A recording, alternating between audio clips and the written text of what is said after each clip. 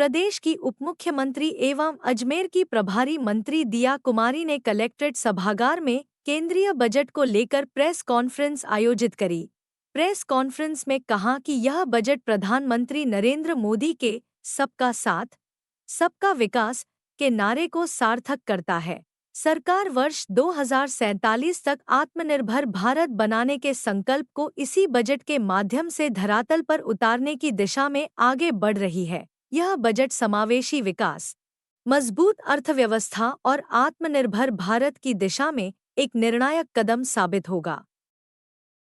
सबसे पहले तो मैं श्री हेम सिंह बनाना जी, पूर्व मंत्री राजस्थान सरकार के निधन के समाचार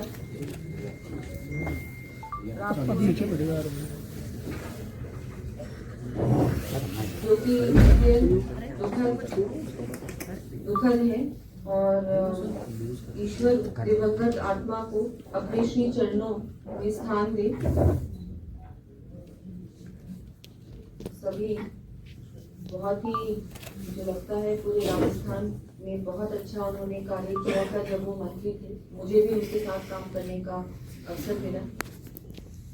सभी उनको श्रद्धांजलि अर्पित करते हैं। आज अजमेर में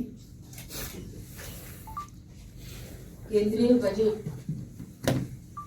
जो कि माननीय प्रधानमंत्री श्री नरेंद्र मोदी जी के दूरदर्शी नेतृत्व में प्रस्तुत किया गया है और जो बजट देश को विकसित भारत की दिशा में मजबूती से आगे ले जाने वाला बजट है। पहली बार कर्तव्य भवन में निर्मित माननीय केंद्रीय वित्त मंत्री श्रीमती निर्मला सीतारमण जी द्वारा प्रस्तुत ये बजट 3 कर्तव्यों पर आधारित है, जिसमें आर्थिक स्थिरता, समावेशी विकास, भविष्य की आवश्यकताओं की पूर्ति के साथ सबका विकास को बल देता है। इस बजट को देखकर निश्चित तौर पर ये कहा जा सकता है कि ज्ञान यानी गरीब, युवा, अन्नदाता, नारी शक्ति को आत्मनिर्भर बनाने के लिए माननीय प्रधानमंत्री श्री नरेंद्र मोदी जी की सरकार पूर्ण रूप से समर्पित है। कर्तव्य 1, तेज और सतत आर्थिक वृद्धि। इस बजट की सबसे बड़ी विशेषता इंफ्रास्ट्रक्चर पर भारी निवेश है, जिसके तहत प्रोडक्शन और मैन्युफैक्चरिंग सेक्टर को बढ़ावा देना है। इसके अंतर्गत India semiconductor mission 2.0, rare earth corridor, chemical park, capital goods production को बढ़ावा दिया गया है। इलेक्ट्रॉनिक कंपोनेंट योजना का विस्तार 40,000 करोड़ की लागत से किया गया है। 10,000 करोड़ से बायो फार्मा शक्ति योजना बनाई गई है। चैंपियन एमएसएमई को बनाने की एक नई पहल से मध्यम एवं लघु उद्योग को बढ़ावा मिलेगा, जिससे रोजगार के नए अवसर प्राप्त होंगे। इसी सेक्टर के ग्रीन ग्रोथ के लिए 10,000 करोड़ का एसएमई ग्रोथ फंड का प्रावधान भी किया गया है।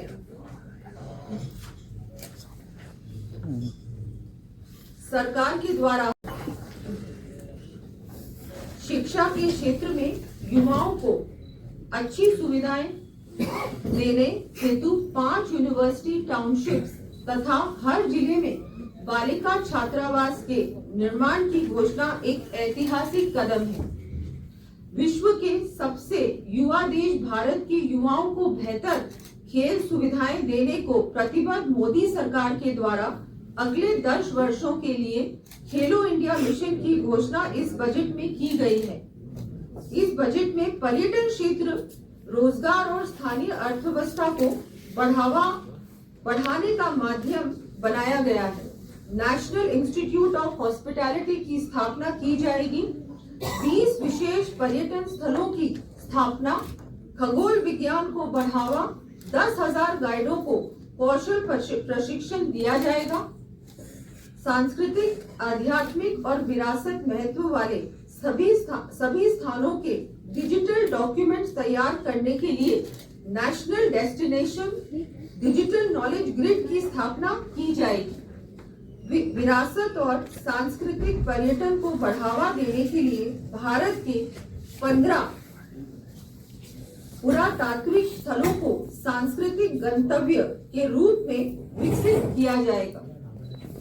पूर्वोत्तर के 5 पर्यटन स्थलों का विकास तथा बौद्ध सर्किट की स्थापना भी की जाएगी।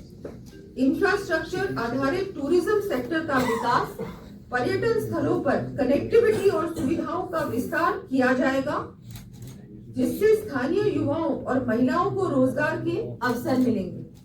इस बजट में पर्यटन को केवल मनोरंजन ही नहीं बल्कि पर्यटन क्षेत्रों के विकास का मजबूत आधार बनाया गया है। अब मैं तीसरे कर्तव्यों के बारे में भी आपको कुछ तीसरे कर्तव्य जो कि सबका साथ सबका विकास का दृष्टिकोण है उसके बारे में भी कुछ महत्वपूर्ण बिंदु आपके सामने रखना चाहूंगी।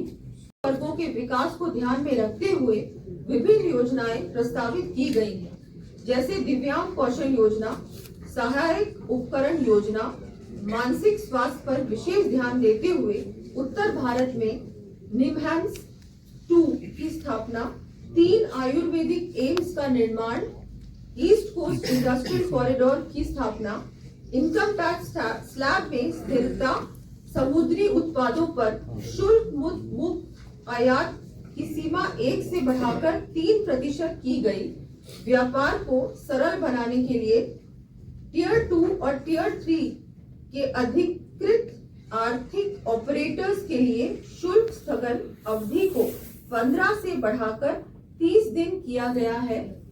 ई कॉमर्स निर्यात को बढ़ावा दिया गया है।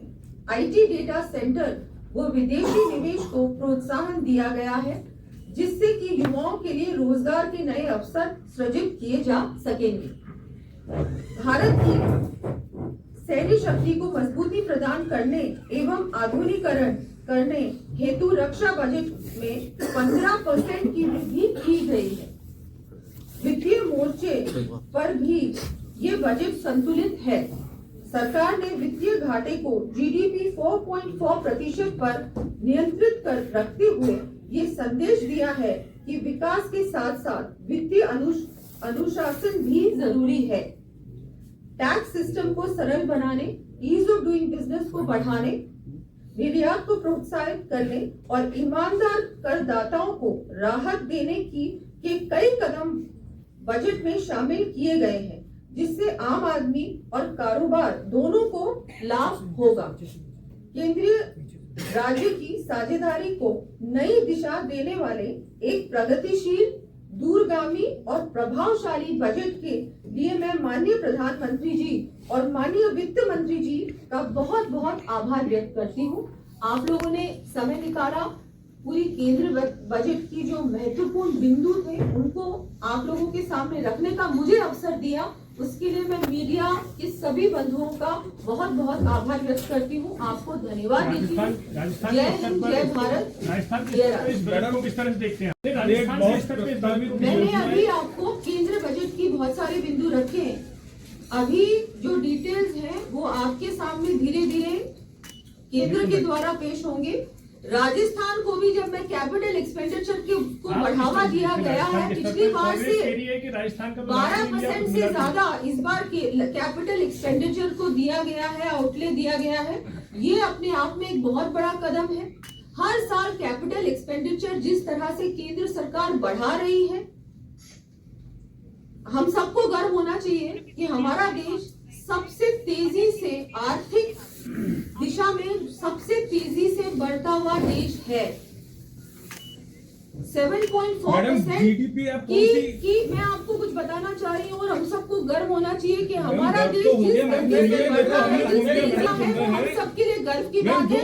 आज मैंने प्रेस ब्रीफिंग के बहुत सारे बिंदु आपके सामने रखे, कुछ दिनों में राजस्थान का बजट भी आपके सामने मैं ही पेश करूंगी। मैडम राजस्थान आपको बहुत खुशी होगी, बहुत कुछ मिलने वाला है। और मैं एक बात और बताना चाहूंगी, कैपिटल एक्सपेंडिचर का मतलब क्या होता है, इंफ्रास्ट्रक्चर में निवेश का मतलब क्या होता है, उसके बारे में हम सबको जानकारी लेनी चाहिए। ये सिर्फ किसी प्रदेश के लिए नहीं होता, पूरे देश के लिए होता है। और इतना बड़ा जिस तरह से कैपिटल एक्सपेंडिचर में हमारे केंद्र सरकार इन्वेस्ट कर रही है, ये अपने आप में एक बहुत बड़ा कदम है। इससे पहले मोदी सरकार से पहले जो सरकारें थी वो इस पे बिल्कुल ध्यान नहीं देती थी। हमारी जो सड़कें बन रही हैं, हाईवेज बन रहे हैं, रेलवे नेटवर्क बन रहा है, कनेक्टिविटी बढ़ रही है, ये अपने आप में एक बहुत बड़ा एक जिस तरह से ढांचा बन रहा है विकसित भारत का, उसमें ही ये एक कदम है। राजस्थान को भी बहुत कुछ मिलने वाला है, चिंता आप न करें। डबल इंजन की सरकार राजस्थान में स्थापित हो चुकी है।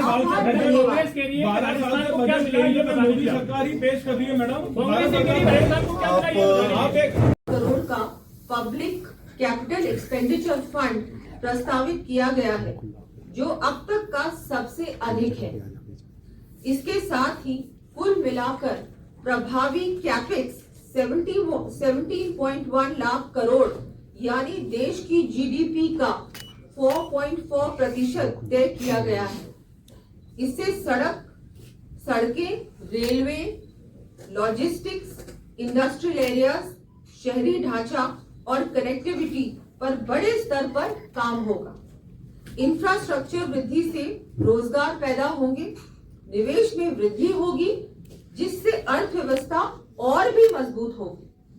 बजट में घोषित नए फ्रेट कॉरिडोर, 20 नए जलमार्ग, कोस्टल कार्गो योजना, 7 high speed railway corridor, 20,000 crore का CCUS निवेश, सिटी इकोनॉमिक रीजन्स का विकास, टियर 2 और टियर 3 शहरों में कॉर्पोरेट मित्रों की नियुक्ति, सरकार के प्रथम कर्तव्य तेज और सतत आर्थिक वृद्धि को दर्शाता है।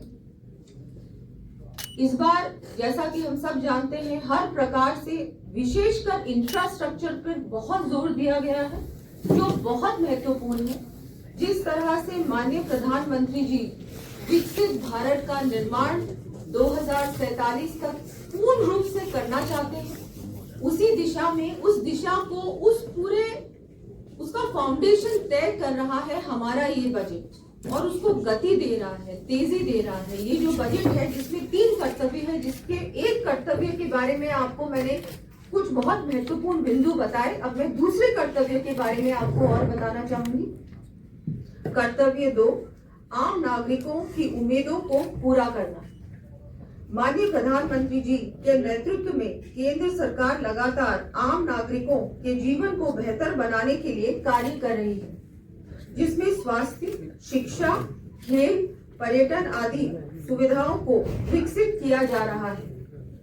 जिसके तहत इस बजट में 1 lakh allied health professionals, 1.5 lakh care givers को प्रशिक्षण और 5 मेडिकल हब बनाने, कैंसर की 17 आवश्यक दवाइयों को में कस्टम ड्यूटी में छूट की घोषणा कर सरकार ने नरेंद्र मोदी जी द्वारा दिए गए नारे सबका साथ सबका विकास को आधार मानते हुए इस बजट में सभी वर्गों जैसे महिला, किसान, युवा, गरीब आदि के उत्थान का ध्यान रखा गया है। भारत के अन्नदाता हमारे किसान भाइयों की आय में वृद्धि करने और कृषि को आधुनिक बनाने के लिए इस बजट में अत्यंत सकारात्मक कदम उठाए गए हैं। भारत विस्तार नामक AI टूल्स के माध्यम से कृषि प्रणालियों को तकनीक से जोड़ा जाएगा। उच्च मूल्य वाली खेती को बढ़ावा देने के लिए नारियल, चंदन, कोको, काजू जैसी फसलों के लिए विशेष प्रावधान किया गया है। राष्ट्रीय फाइबर योजना की शुरुआत कृषि क्षेत्र में रेशम, ऊन और जूट जैसे प्राकृतिक फाइबर में भारत को आत्मनिर्भरता की ओर ले जाने में ठोस कदम है। महात्मा गांधी ग्राम स्वराज्य इनिशिएटिव का प्रस्ताव दिया गया, जिससे ग्रामीण युवाओं, बुनकरों, कुटीर खादी उद्योगों को बहुत लाभ मिलने वाला है।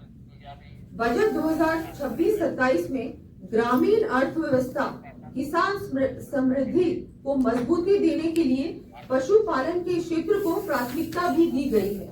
इस दिशा में एक बड़ा और दूरदर्शी कदम उठाते हुए पशु चिकित्सकों की संख्या बढ़ाने के लिए पूंजी सब्सिडी योजना का प्रावधान भी किया गया है। 500 जलाशयों और अमृत सरोवरों को एक कर मछली पालन के क्षेत्र को सशक्त बनाने का निर्णय ऐतिहासिक है। हमारी सरकार की पहचान रिफॉर्म, परफॉर्म एंड ट्रांसफॉर्म है। हम गर्व से कह सकते हैं कि भारत केवल सुधारों की चर्चा नहीं करता, बल्कि रिफॉर्म एक्सप्रेस पर सवार होकर तेजी से आगे बढ़ रहा है। और इस रिफॉर्म एक्सप्रेस का सबसे मजबूत इंजन हमारी नारी शक्ति है। इस बजट में महिला सशक्तिकरण के लिए जो रोडमैप प्रस्तुत किया गया है, वह महिलाओं की आर्थिक भागीदारी, तकनीकी नेतृत्व और वैश्विक प्रतिस्पर्धा में उनकी भूमिका को बढ़ावा देगा। महिलाओं के लिए रोजगार के अवसर बढ़ाने हेतु 1.5 लाख केयर गिवर्स और 1 लाख AHP को प्रशिक्षित करने का लक्ष्य रखा गया है। ग्रामीण महिला उद्यमियों के उत्थान के लिए शी मार्ट को अब कम्युनिटी स्वामित्व वाली खुदरा दुकानों के रूप में स्थापित किया जाएगा। MSME क्षेत्र में महिलाओं के लिए 10,000 करोड़ के SME ग्रोथ फंड की स्थापना की गई है, जो महिला उद्यमियों को इक्विटी सपोर्ट प्रदान करेगा। साथ ही लखपति दीदी योजना का भी विस्तार किया गया है। बजट में महिलाओं के विकास और सशक्तिकरण की दिशा में कई पहल की गई है, जिससे वे सुरक्षित और आर्थिक रूप से मजबूत हो पाएंगी।